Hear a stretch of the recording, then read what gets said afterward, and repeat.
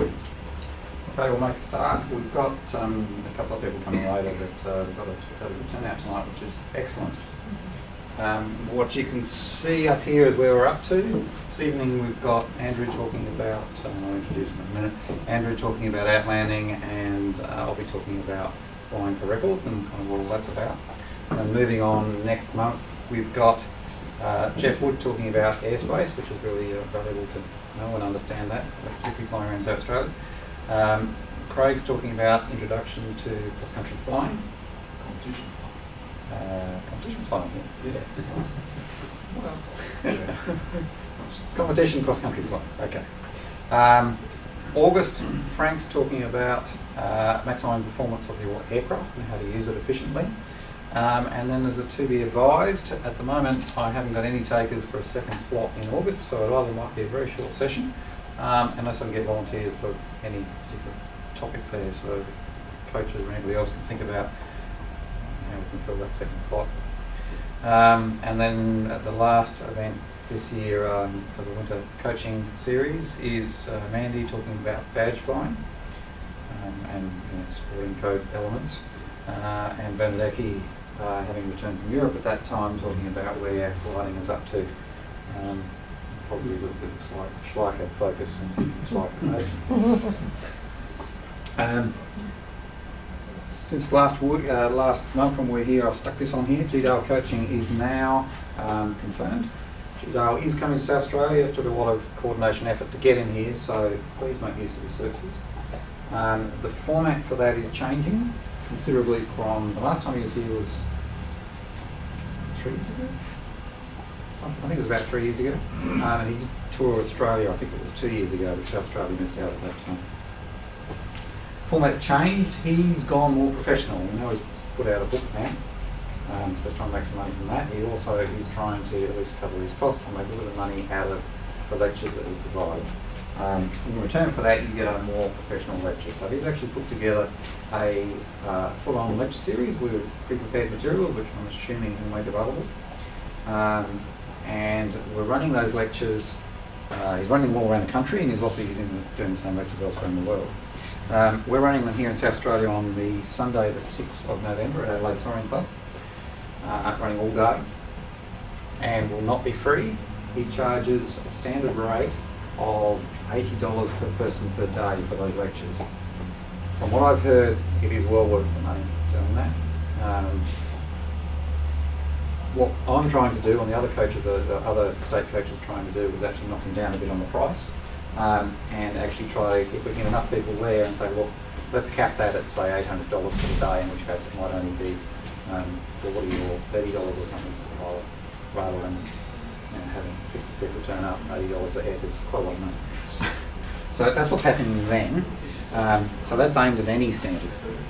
Now the other aspect that's changing is the flying. Previously, G was flying with anyone from early cross country through to advanced competition flying. His focus now has shifted for the flying, and he wants to coach the coaches. So I'll be approaching coaches to get a slot with him, and they'll be they will be the priority. Well, that's a Monday to a Thursday. They'll be the priority during those flying days. However, that being said, there will be flying late on. This has been done at Adelaide Soaring Club, and anyone else is more than welcome to turn up, bring your own aircraft or hire a club aircraft, and fly and compete, or use that as a training event. So, in particular, stick Sunday the 6th of November in your diary. As soon as I find out more about the costs and things like that, then I'll try and let everybody know. On to the main event for this evening. So I'd like to introduce Andrew Horton. Andrew, I always find it interesting when I read these things. I find out all sorts of things about people that I never knew. He actually started flying with the uni club, which is where I started flying as well, so there you go. Should we say when? 76. 1976, a couple of years ago.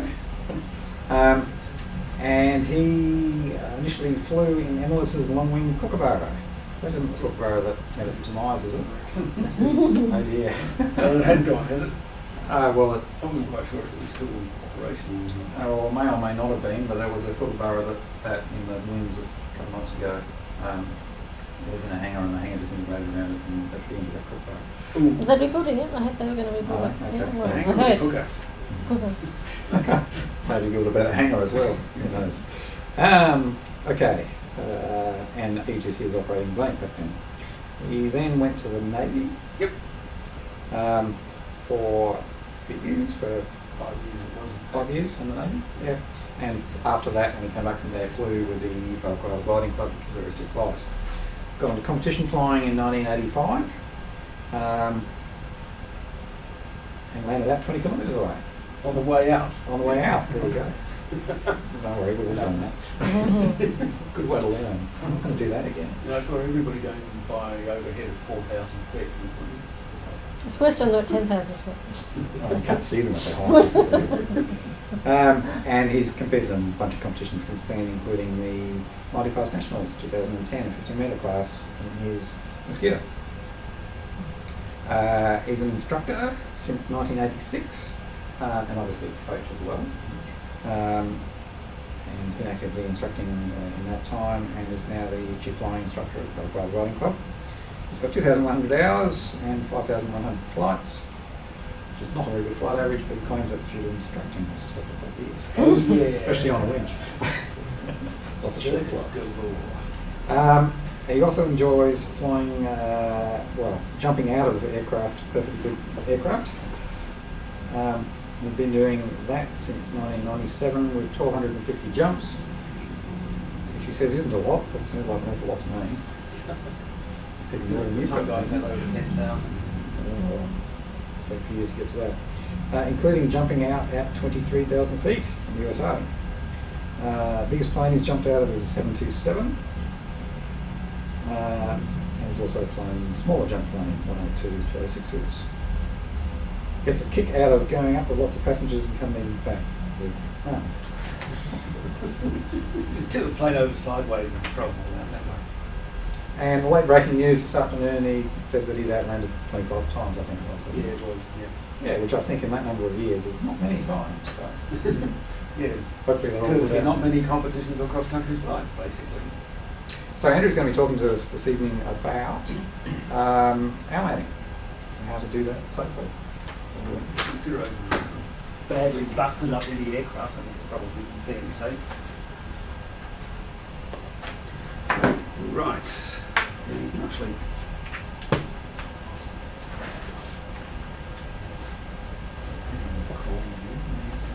We've got my number, so yeah.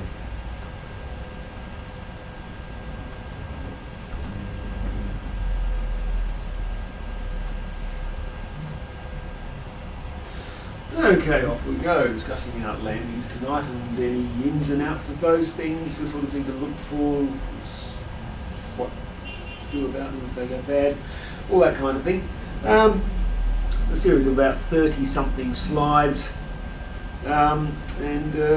this, I think this set of slides was originally conceived as a sort of self-instruction tool for various people, but that wasn't supposed to happen. These auto, maybe auto advancing or something, to see if I can turn that off. Anyway, onto it. When to think about outlanding. When you plan your task, revise before you launch, revise when you start the task. As soon as thermals become hard to find, definitely when thermals have become hard to find. As soon as not reaching the home field becomes likely. Yeah, definitely. I'm not sure about the revise before you launch and revise when you start the task there. Don't think you need to worry about outlanding too much then. When you can no longer stay airborne, well that's pretty obvious, because if you can no longer stay airborne, you're going to outland. From 2,000 feet, you'll only get about 10 minutes in the air, so definitely at 2,000 feet AGL, you should certainly think about outlanding.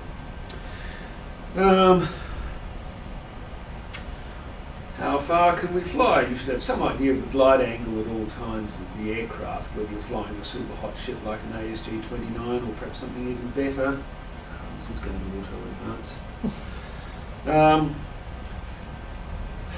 The tailwind will extend the glide and the headwind will obviously reduce it. If you can, if you're planning a cross-country flight where you're free to choose what you want, if you can plan the final leg of the cross-country flight in either zero wind or downwind, with a tailwind, that will get you further distance to the thermals that are there. A rough rule of thumb for a 15-metre sailplane, and this is a little bit pessimistic, is about 10 kilometres travel distance per 1,000 feet of height lost.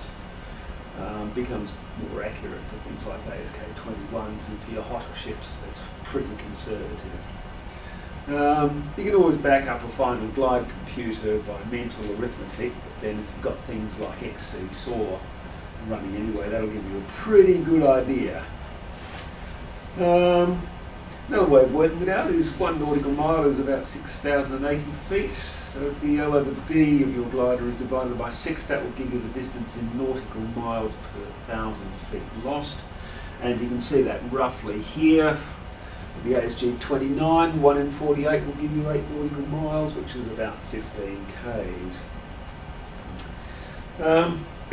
Speaking for myself, I like to fly from outlandable paddock to outlandable paddock, making sure that I've always got an outlandable paddock within glide range at all times. Now, at 15,000 feet, I've got a hell of a lot to choose from.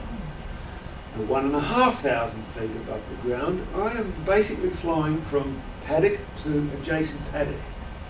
Is that one good enough? Yeah, I think it's good enough. I've got a bit of lift. Can I make the next paddock? Yes, I'll try that, and I'll keep on doing that. If the lift is not good enough, then I will drop out in the first paddock that I've picked. Good look at it. I've had a pretty good look at it already. And we'll go from there. Considerations. What to look for when deciding outlanding factors. Wires, overhead and fences, all sorts of wires. Winds, definitely, and where the sun is. We'll cover all these points later on. Size of the paddock, surface of the paddock, slope, stock in the paddock, surroundings and obstructions. Wires. There are always wires around the country, either between two poles, between poles of a group of trees, between the road and the house. Besides many roads and going into buildings, as you can see there. There's a slight picture of a few power poles there, but the more insidious wires are the single wire earth return beasties, which is just one wire on the top of a fairly slender pole. You won't see the wires until it's too late. Look for poles instead. You'll see those more easily. If you cross over poles, of course, always land higher, always fly higher than the top of the poles, which saves you flying underneath the wires. If you try flying underneath the wires, you'll probably end up higher than you're meant to be and actually hit them. If you're going to hit wires, well, that's pretty much the rest of the day gone, along with a lot of other things. Wires along fence lines. Wires adjacent to the road are a bit difficult to see. You should be wary of approaching the land across the road and between trees. Landing midfield may be a better bet if you've got that kind of thing there. Approaching between trees itself has its own problems. We have a lot of trees along the side of the road. The glider's wingspan may be actually greater than the distance between the trees, and you can put one wing into the tree, spin the glider around and have it do all sorts of entertaining things just before it touches down, which it will do in an orientation you hadn't anticipated. All right, somewhere in there, there is a wire.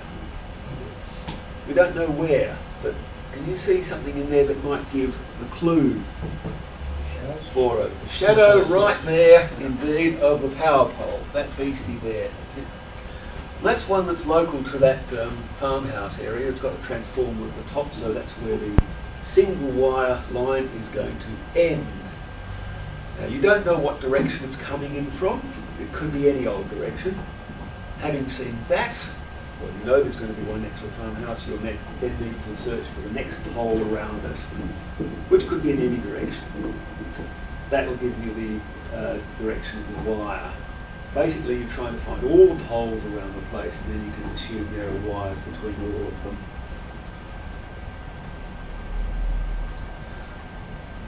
Fences. Fences are particularly nasty, especially the ones that you can't see, and if they're in the middle of paddocks with similar surfaces, you may inadvertently head towards a fence without realising it. The thing to look for here is two different surfaces in what otherwise looks like a good paddock. There will almost certainly be a fence between the two. Try and avoid it. They really don't do a lot of good. They will probably decapitate you, which is definitely not good.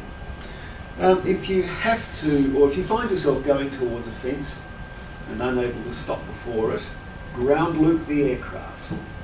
Basically shove the stick hard forward, bang on full left, or full aileron and rudder in some direction, and let it just swing straight around. It'll come to a pretty abrupt stop. It'll look fairly ugly, but at least you won't go through the fence, hopefully.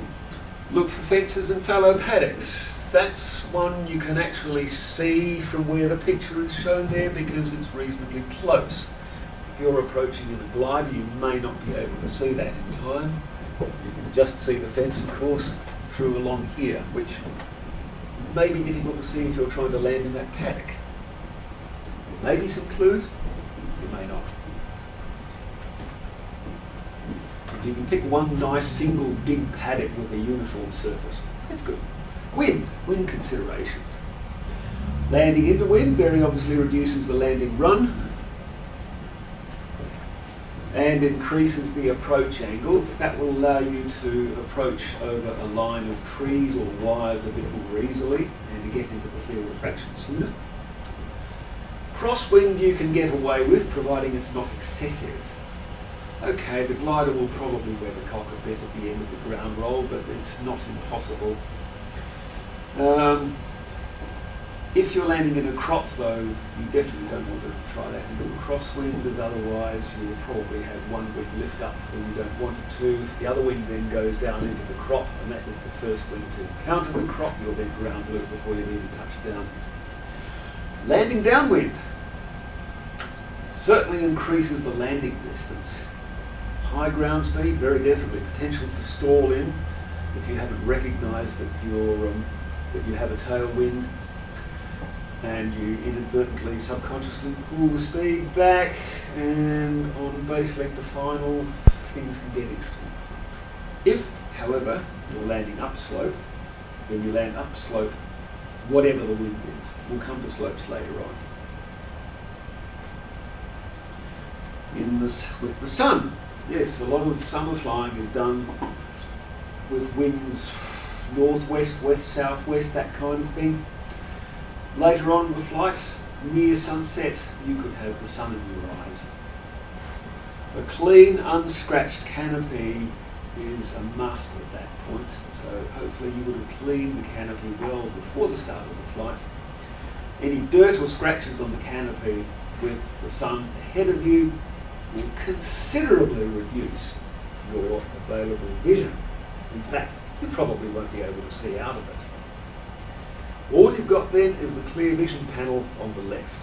That's all you can stare out of. I've done it once or twice, not when I was outlanding, but I did fly many years ago a glider with a pretty filthy canopy, and it was impossible to see out of when flying into the sun. Unless the wind is very strong, landing crosswind could reduce the glare depending on which way, of course, the wind is blowing. How to assess wind direction? There are all sorts of things we've got. There's a list of them there. Can anybody think of any others that we haven't got there?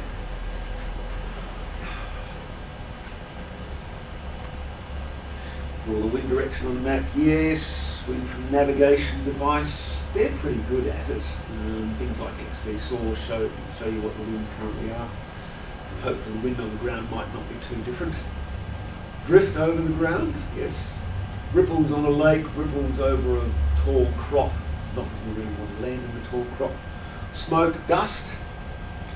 Wind turbines. Yeah. Wind turbines, yes, especially with all the left wings that those have got whirling around very nicely. Cloud shadow drift, which is not really indicative of ground winds. A car driving along a dirt road can pose problems. The dirt kicked up will eventually show wind direction, but for some considerable time after the vehicle's gone past, it will actually drag the dirt with it, which will then move forward and give you a false indication. So if a car has gone along a dirt road, kicked up some dust, leave about 30 seconds before working out what that dust is doing. Or wait till it turns a corner. Oh yeah, something like that. Indeed, yes. The wind in a narrow valley will be more in line with the valley rather than the prevailing wind direction at the time too. So if you're landing in a narrow valley, then some sort of crosswind there may be channeled more up the valley and could give you a different wind direction. Field size. Normal minimum distance, say, of 300 metres. If you've got a glider with good brakes, you may be able to get away with something less, but it may also depend on those things there: slope, wind component, obstructions to clear, type of surface, the type of sailplane, including whether you're landing with ballast, how good its brakes are, and your level of skill and experience. How quickly can you get the thing to stop? Obviously, landing in a rectangular or square paddock, landing quarter to quarter, will increase the available distance. That again depended on what the wind is. Choose the largest open flat paddock. If you have a choice, then almost certainly you'll have heaps and heaps of room. Usually what I find when I've outlanded is that I pick a paddock which seems to be just big enough, and I land in it and I find miles and miles of paddock still to go. I've never had a problem in landing in a paddock that's too small. However you get it in, if you do it properly, better a long walk than a broken glider, of course. How would you assess the field size? You've got no readily available things necessarily to compare it with. You know how long the runway is at home, and well, you don't have that runway when you're going to outland, so you don't have to try to estimate it some other way. Paddocks come in various shapes and sizes. Try to use buildings, trees, that sort of thing as some sort of guide for how big the paddock is. There's a few tips there. A narrow field will appear longer than it is. A wide field will appear shorter than it is. And if you land in a wide field, you'll find that it's enormous by the time you finish landing in it. A long field will appear narrower than it is. A short field will appear wider than it is. If you've been low for a while, according to this, then the field will appear bigger than at height. And yes, it certainly does. Those paddocks that I've found, which seem to be just usable, turn out to be much bigger than I thought when I actually landed them. Obstacles is the approach unobstructed. We discussed trees and wires earlier on. The other thing to consider is stocking the paddock, and we'll get to that directly. If you have trees and the like just at the start of the paddock that you want to land in, then you can decrease the usable distance available in the paddock by about 8 times the height of the obstacles. So if you've got trees going up to, say, 100 feet in height, then that's 800 feet less of the paddock that you've got to land with, which is a fair bit.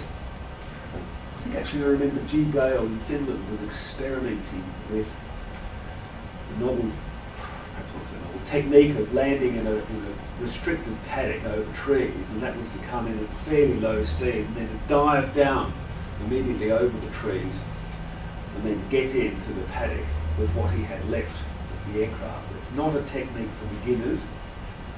You do need a lot of experience with it, as if you do it with the air brakes open, you'll get down very quickly, but you'll have a very long flare afterwards, and you'll keep on going down much more than you would otherwise at home. You can get into a short paddock that way, but try not to break the aircraft. Field crops and surface. A freshly harvested wheat field is a pretty good choice. It's usually not left cropped that high afterwards. A good season, you'll have it up about that high, I think, about half a metre. Not so good season, it will be harvested much closer to the ground, and the stalks are pretty fragile anyway. They won't bend over the wings, they'll just get flattened if you happen to go across them. In Queensland, apparently fat ploughed fields are good. Fallow fields are okay, but these days I'm not sure how many fallow fields there are about the place anymore. I think more and more farmers are now tending towards a technique of direct injection of the crop seeds with fertiliser straight into whatever ground is there.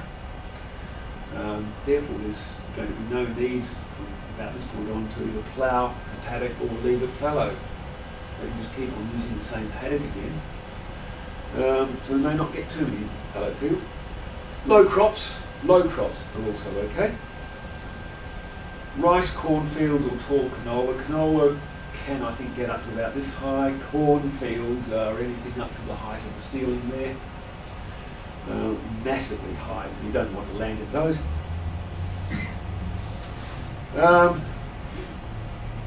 Here we have to avoid a ground loop if landing in crop. The advice is to use the brakes early, then when you know you have enough field in front of you, or you can read this anyway, close them completely to minimise stall speed.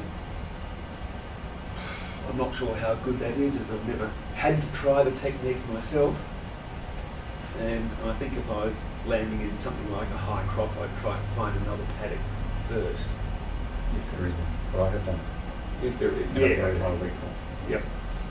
Eric in Finland outlanded in a very, very high crop too, and I've got a photo of that as well. Early in the season, as it says there, young short green wheat is okay, but the farmer may not be happy. I don't think the farmer would ever be happy, whatever crop you landed in. And there's a few interesting stories about that kind of thing too. Sometimes you can get away with looking very nice to them, but it's much better to land in some other paddock. Well, the technique of what for the landing, treat the top of the crop as the ground, not the ground as the ground. If you can see the ground below it, yes, you can certainly if the do ground that. is the ground, Yep. your date of reference you're flying to is the top of the crop, and just get the absolute minimum amount of energy, and you sink down into it. If you're another 5 knots faster, E equals half mv squared, so a little bit more velocity, the energy's increased considerably, and if you have a ground loop, you'll really whip around. It didn't take much for a ground loop to happen in the crop. Make sure you're really sure your wings are level. Yeah. Yeah, wings dead level for that kind of thing, sure. But you're right, yes, you can attempt to land on the top of the crop and treat that as a landing, provided you stall it on as much as possible, or noting that the tail can actually go down a bit further now, even further back on the stick than you would normally in your own airfield, and put the tail in first. That won't stop the glider, but at least you'll reduce your speed before you actually touch down on anything. What happens when you have stalled the aircraft, it will then slowly sink at minimum possible speed through the crop, and then touch down on the real ground quite nicely. All right, surface conditions. Things to consider: the time of the year. Is it wet or is it dry? Has a rainstorm gone through? Is the ground damp? Any crop height, we've already discussed that, and where you are flying.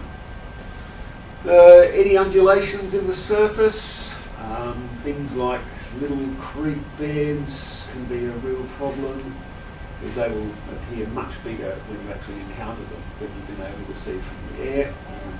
From the air you might think it's just a little lip like that, but when you hit it with the glider you actually bang fairly hard into it, and it won't be nice. You might like to have an order of preference in the kind of paddocks to land in: stubble, harrow, pasture, fallow paddocks, that kind of thing. Which is your first preference? My first preference would be for a fallow paddock. Beware of disused airfields and strips. they might be nice. Hopefully they're marked on charts or otherwise described as disused. You can get an idea then of what the condition is likely to be. They may have fences, rubbish on them, ditches, potholes in them, erosion from rainwater running off. And they probably won't have enough wind clearance from side to side if it's a disused airstrip. That said, there's an airstrip up at Orapurina in the Flickers Ranges, which I think has been labelled disused for some time, but I'm not sure of its condition. Last I looked, which was several years ago, it still seemed to be usable. Andrew, one of the things they say in Horton, I don't know whether it's prevalent here in sandy soils, but yeah, because of the clay soils, they furrow or put bridges into the ploughing. Yep. And they're quite deep, that sort of depth. Yep. Always advised to land away from Yes, a ploughed paddock certainly you would normally need land parallel with the furrows. If you can see any kind of furrowing in a paddock, you definitely land with it. On my very first outlanding, which was in Emelison's Kookaburra for a silver sea distance, which I couldn't manage, was actually across the furrows, and it was quite jarring, especially in an unsprung aircraft like the Kookaburra. All right. Suitable size for landing. Not sure where this is, but what sort of paddocks could we land in there? There's a couple which look as though they could be suitable for landing in. Anybody like to have any suggestions? They are all pretty small. It's probably about the size of something you might find in Europe. What about on the diagonal of that one just to the north of the road there? Yeah. These ones here, that would probably be the best bet there. Now you can see a slight discontinuity through here and a line of trees. There'll be a fence there.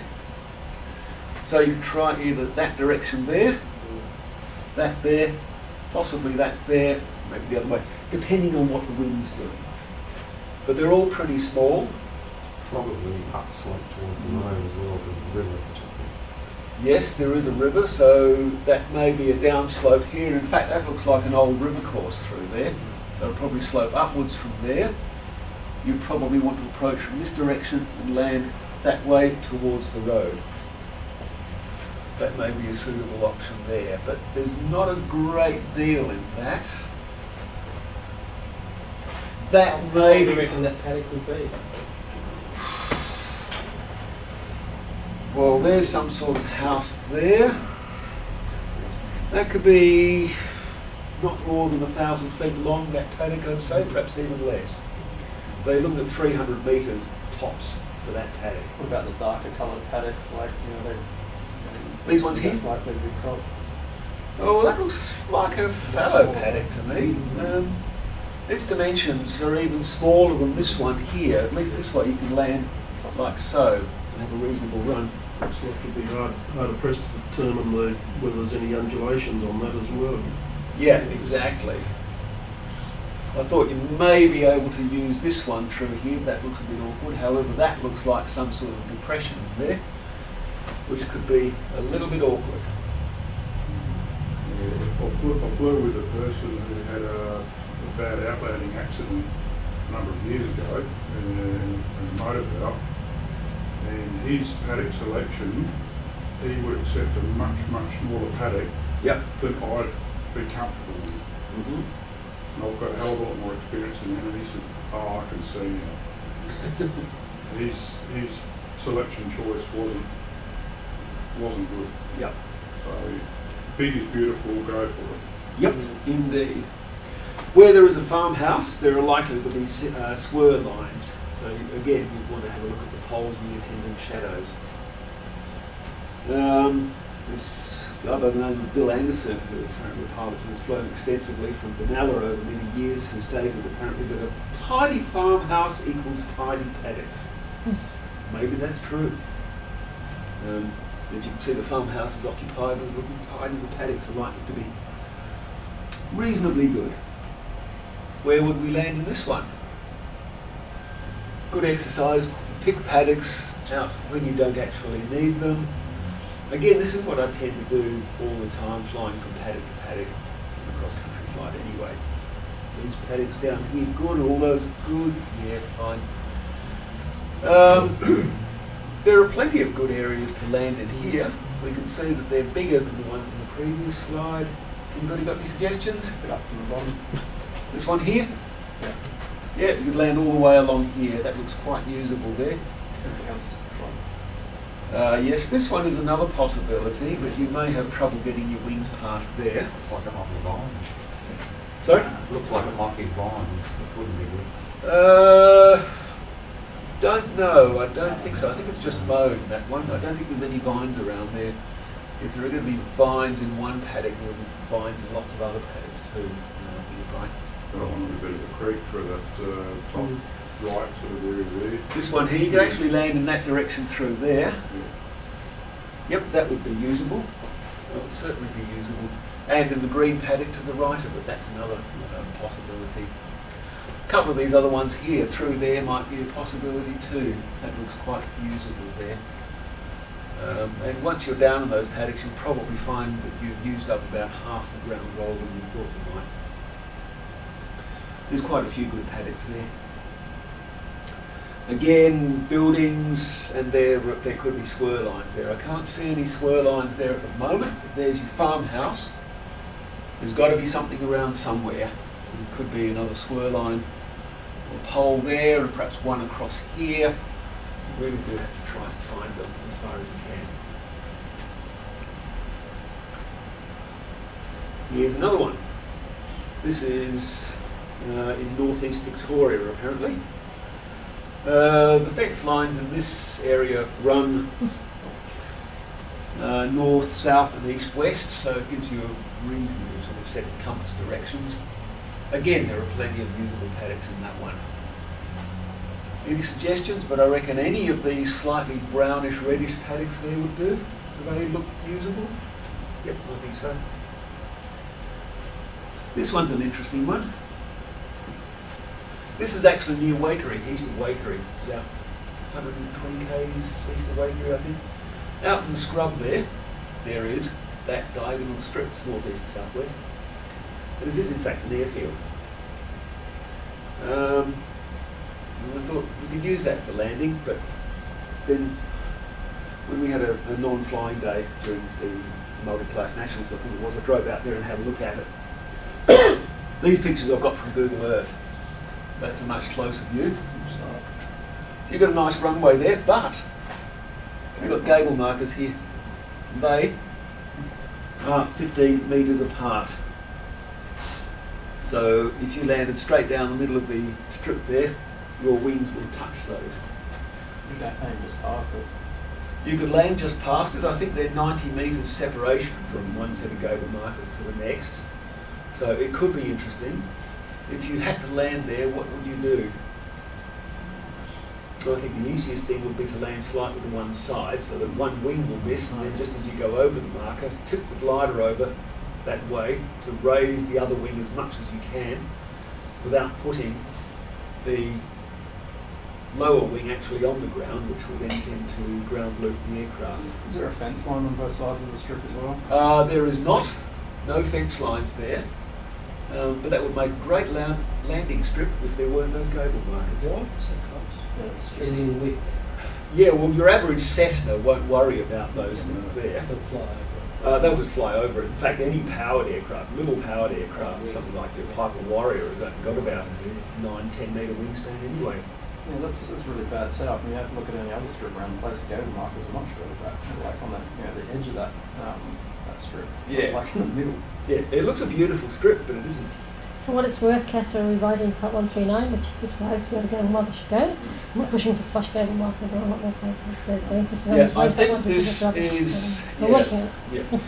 Yeah, this actually is non-compliant with strip with a lot of things, which is a great pity, as otherwise it would be a great strip.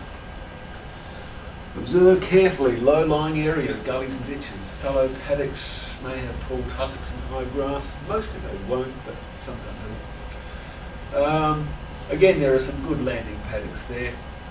If you can use it or can find a paddock next to a house, that'll save you a bit of a walk afterwards. Doesn't always work out because, especially around Waikerie, I think only about a quarter of the houses are actually occupied. The other 3/4 are lying idle or derelict. You may need some spare water to carry with you. Don't land across ploughed furrows if you have the option. In fact, it's probably not a good idea to land across them anyway, because you'll certainly get badly rattled. As you scan for lift, also scan the terrain. This is essential because the outlanding options can change quickly. Don't leave the choice of paddock until it's so late that it compromises safety. So, yeah, that paddock looks good, and I've had a very good look at it. Yes, I can use that one. Right. Other than, oh, no, Outlander, oh, is that paddock okay? No, it's got something in it. I should have gone for that paddock there. It's not the time you want to be making a late decision. If you like, you could pick out the good areas, then everything else can be assumed to be bad, and you can ignore them. A little bit about slopes. This photo is taken near Orange. Now, obviously you won't land in the trees up the mountain, but you can see there are some slopes there. This bit in here, for instance, has got a little bit of a slope. That paddock there, if it's a landable paddock, and it looks as though it could be, it's got a definite slope. You will not see the slope from up top. You've really got to be down around circuit height in order to see the slope properly. And then as you approach it further, it will become more and more. By then it might be too late, and you'll just have to run with it, whatever you've got. If you have to land on a slope, land upslope, no matter what the wind is doing. Even if it's a tailwind, you run with the tailwind and land upslope. You'll still stop pretty quickly.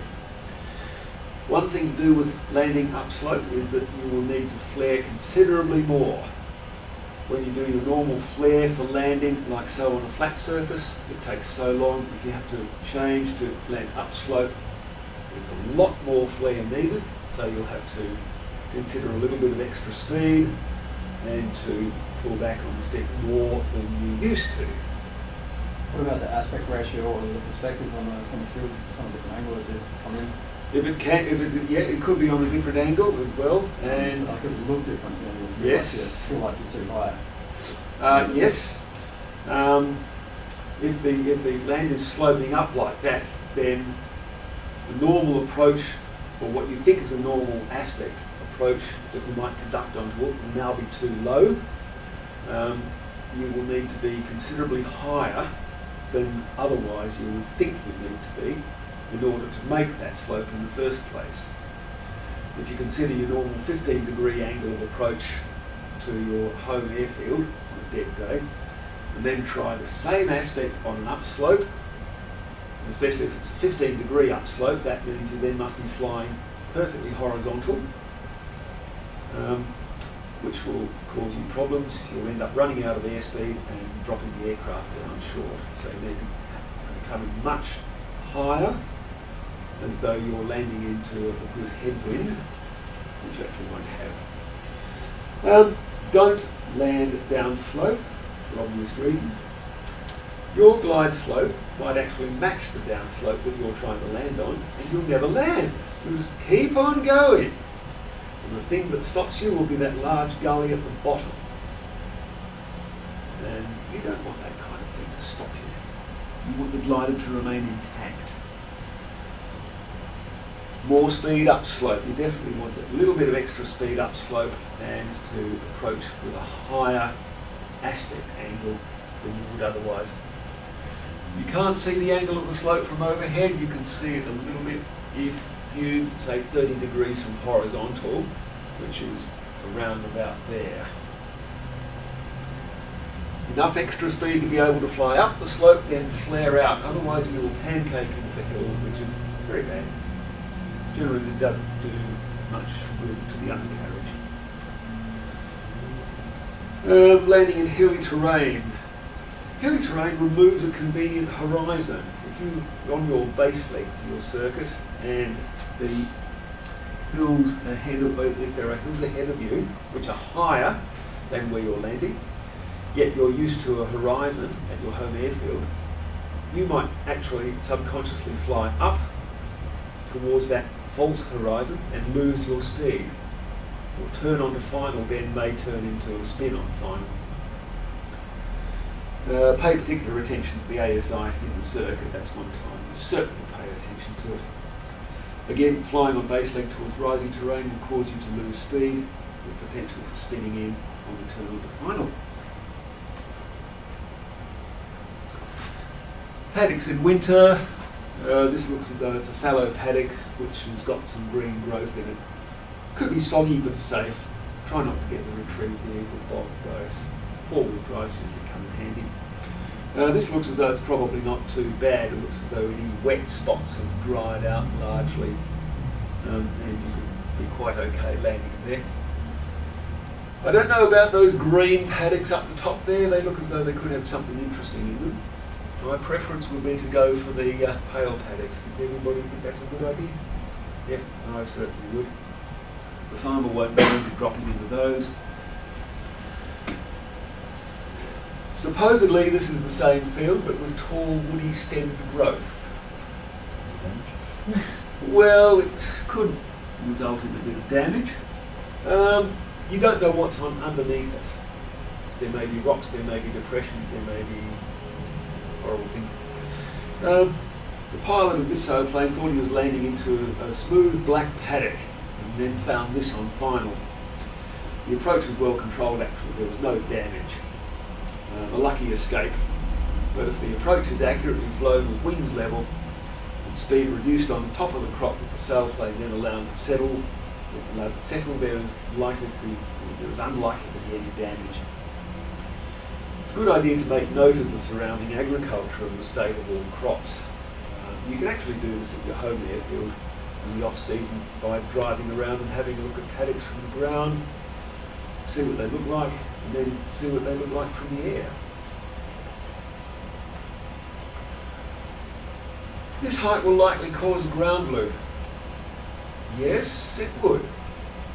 If you approach it with your wings not level, one wing will catch first and then spin the aircraft straight around. Cereal crops and grasses present a problem in spring and early summer. Green crops are particularly dangerous because they will just bend over the wing and try to catch the wing. If you are caught into the crop into the wind and reduce speed as much as you can before entering the crop, ensuring that the wings are level helps to prevent ground looping. This next shot is actually from Finland. The wings and tailplane have been removed, and that was when the shot was taken afterwards, but that was actually Eric having landed in a high crop, which was about that high, I think. He landed with the wings perfectly level and then sank down into the ground. We couldn't get the trailer in there, so we had to carry the wings out piece by piece. We'll carry the whole lot out piece by piece, one wing at a time, tailplane, and then carry the fuselage out, just with the two of us, which was a really entertaining job. So it looks like a flying high intro with the plane trying to come up through the clouds there, much like the shark there. Wire fences. Here we go, here's a couple of interesting paddocks. Definitely you can see there would be fences there. The big paddock has obviously been chopped up into some smaller paddocks. And there you can only land parallel to the fences along the length of the bits of paddock in there. Several dots in this one which are most likely cattle. You wouldn't even consider landing in that one. There's very probably some slope, yes, although it's difficult to say. This looks like it's sloping uphill there, sloping uphill there, so that could be a top of a hill through there. Something else to consider for outlanding. If there is any contrast between crops, assume that there is a fence at that point of the contrast. Oh, stock, yes. Seen one cow, seen them all. Cows are naturally inquisitive. They have large tongues and damaging hooves. Calves are apparently even worse. And they will be intrigued by this lovely white object in the aircraft and will do all sorts of things to it that you don't want to have happen. Horses will probably freak out. You don't want to land anywhere near a paddock with horses in it. Sheep actually probably not too bad if you land away from them. If they're in one corner of the paddock, you can land over them towards the other corner. They generally won't damage an aircraft. They might just come around or totally ignore it, not knowing what it is, and then just continue munching on the ground. Avoid paddocks with any livestock in them. If you can't, then don't leave the aircraft unless you absolutely have to. You probably spend half the time trying to chase the livestock away anyway. Horses, I know, will damage aircraft. Yep. I've seen them doing a delamination test on an ASW-20B. Right. Delaminate the wing. Yep. It decided, we tied the wing down and went, oh, what's this? Plop, plop, plop. You have hoof marks All on, over. on, Yep. on the top of the wing. So That was presumably after they calmed down as well and started examining it. Yep. So indeed, you can end up with problems. Approaching over trees. If you had to approach over those kind of trees, we mentioned earlier, the height of the last obstacle decreases the landing area by about 8 times the height of the obstacle. Obstructions certainly require extra length, and there may be turbulence over those trees too. Hopefully not a great deal because the wind is coming from the other direction. But if you're landing into a crosswind there and there are some trees in a different direction nearby, they can introduce turbulence too.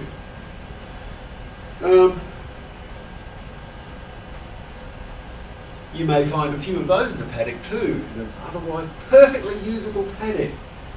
But they're usually located such that there is no clear path anywhere to land in the paddock with those things in it. And they don't budge.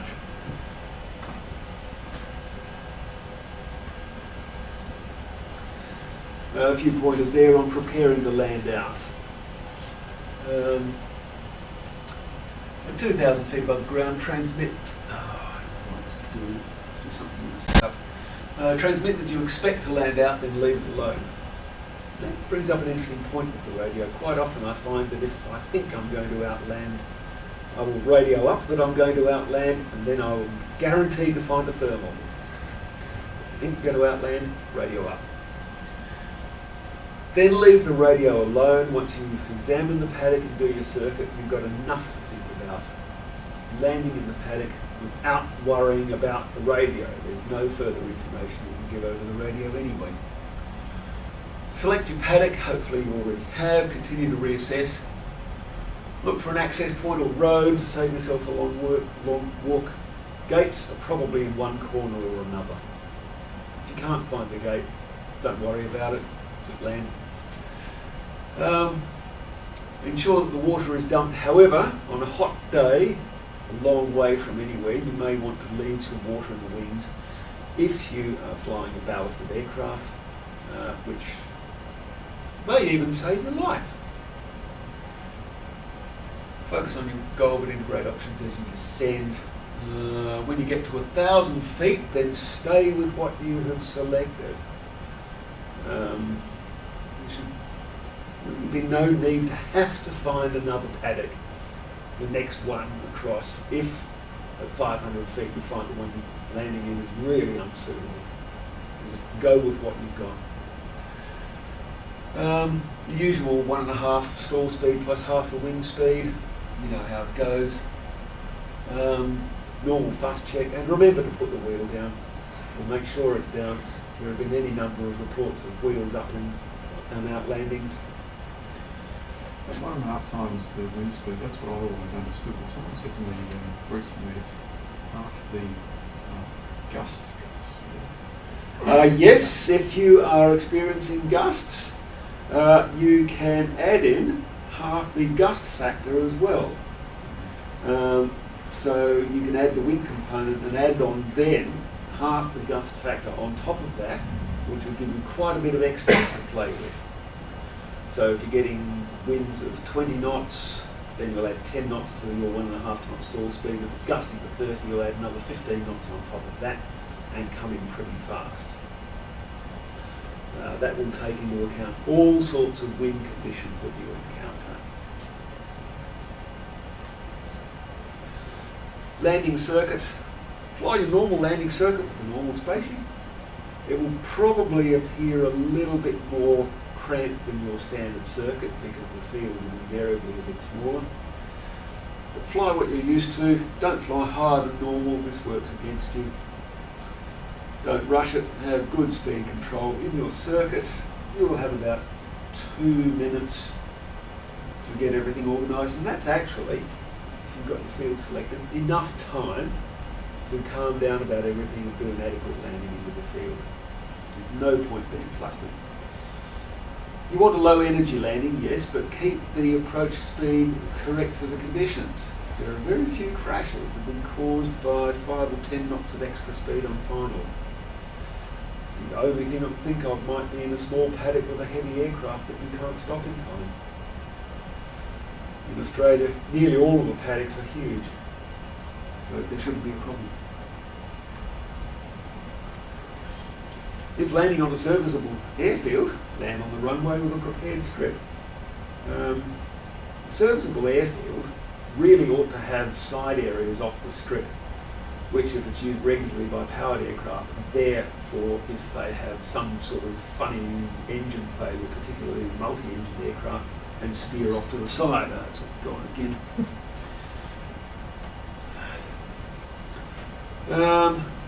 The landing itself, always pick a short field aiming point. Yes, well, you want to try to get it as quick as possible. Give yourself a fairly long approach, land over obstacles with at least 2/3 air brake to bring it in quickly. Yep. Stop as soon as possible, but don't necessarily assume the wheel brake will work. If it does work, well and good, but have other options in case it doesn't.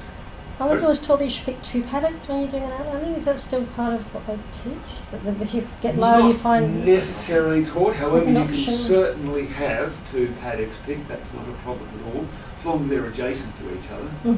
So that if you get low and you suddenly realise there's a bale of wire or something that you haven't seen, you can then divert Then to... go to the next one, yes. Okay. Strictly speaking, though, I guess with your first paddock, you would have found all the obstructions in it by examining it very closely from up top anyway. But yeah, it doesn't hurt to have another paddock picked. After landing, we're getting close to the end. Report your safe landing to another sailplane, text in or activate spot. Interesting thing, landing in a very remote area, mobile phones probably won't work. A bit of a problem there. It turns out that texting is probably the best method of trying to get through to your ground crew.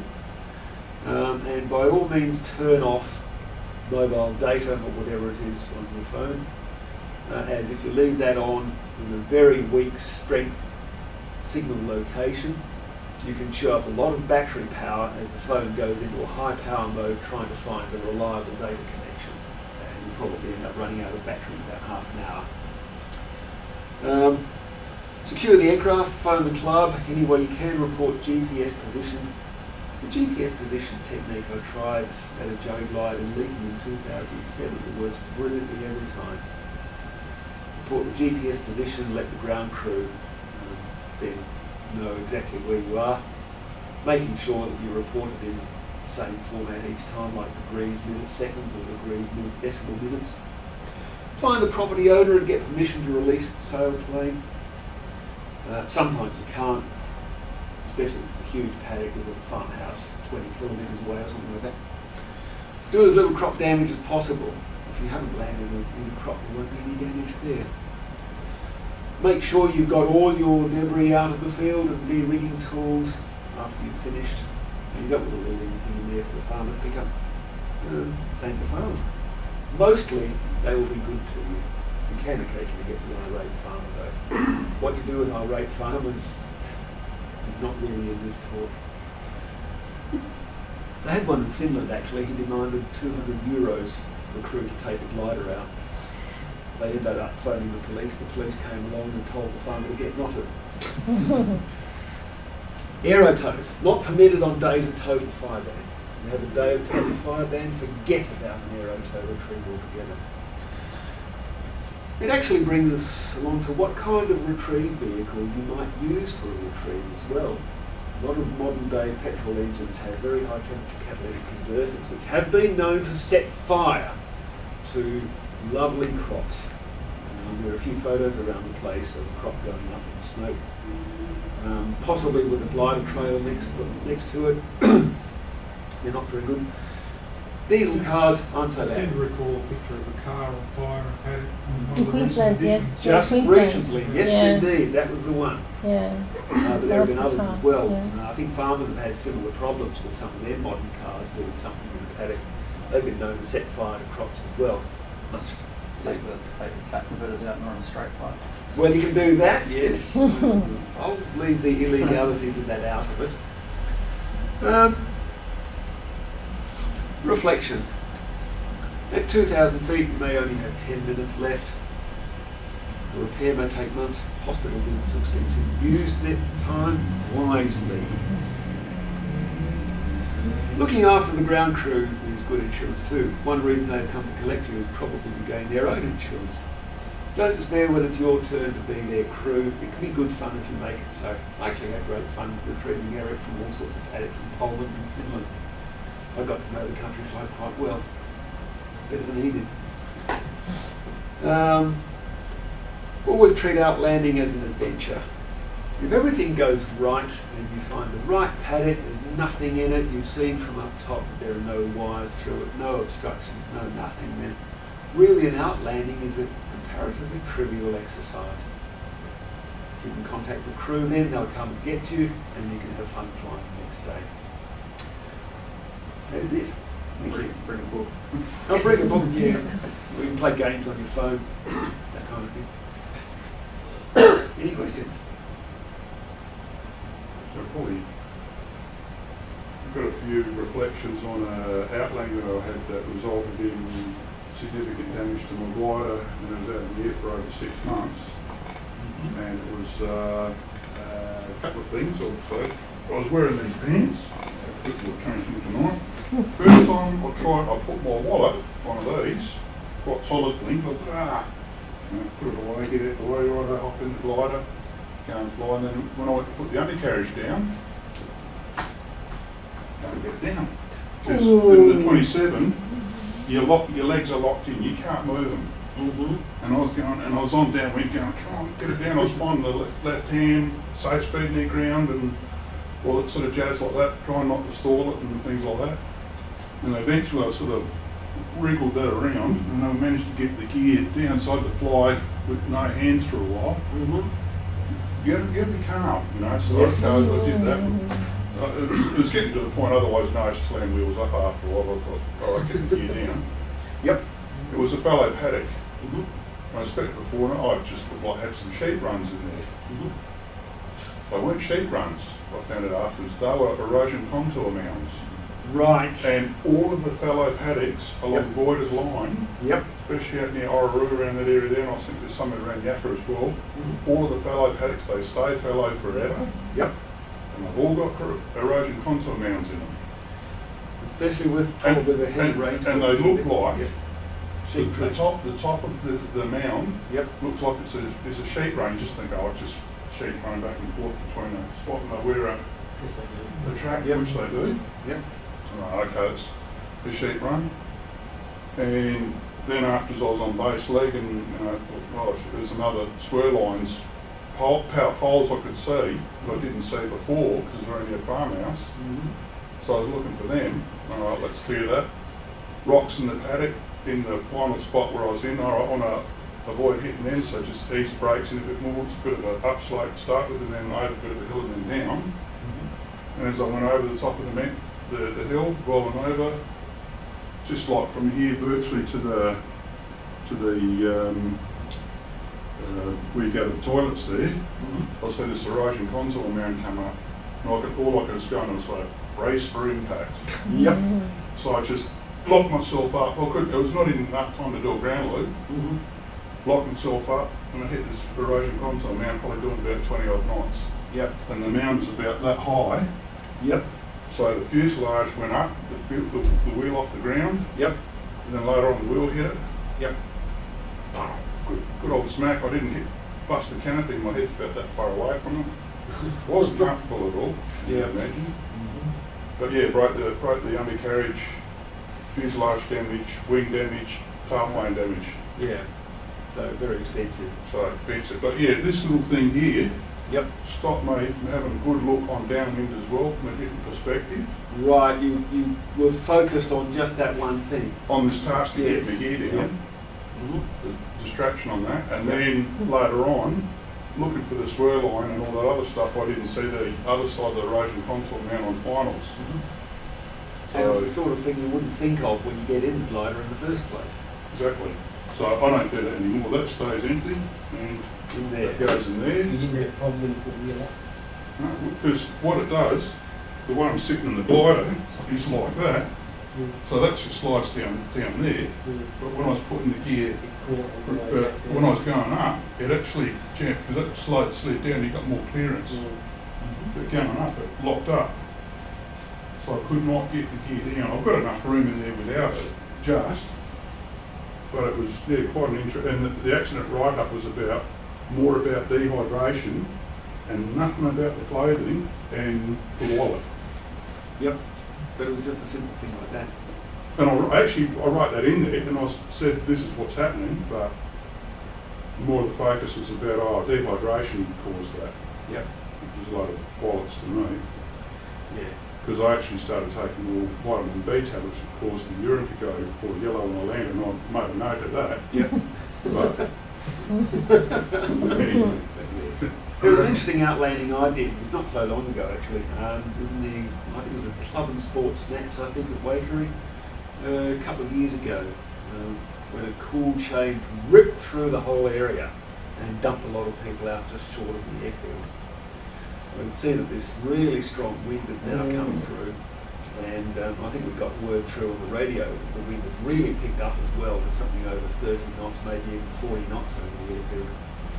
Suddenly I could see I wasn't getting back to Waikerie. I originally had a marginal final glide. That went out the window. Fortunately, again, I was flying over landable paddocks. I could see they were all landable. I knew what the wind direction was. I didn't even bother with the circuit because I was down well below 1,000 feet at that stage, approaching Waikerie. Not going to get anywhere. I'm landing in that paddock there. That's all I can do. Right, check everything, wheel down, flaps set appropriately, give some speed. Lots of speed actually, and I think I ended up with a speed of 90 knots on the final, and then flaring out at something like 70 to 80 knots with zero flap, and a beautiful landing into a slightly sandy paddock, which had a small slope to it. Came to a stop, about 25 or 30 knots of wind now whistling over the glider with a bit of a wind shadow, and my crew came out shortly afterwards. That was a very interesting day. There was quite a few problems actually. A little bit of extra speed, beautiful. Okay. We'll draw that session to a close. If you join me in thanking Andrew.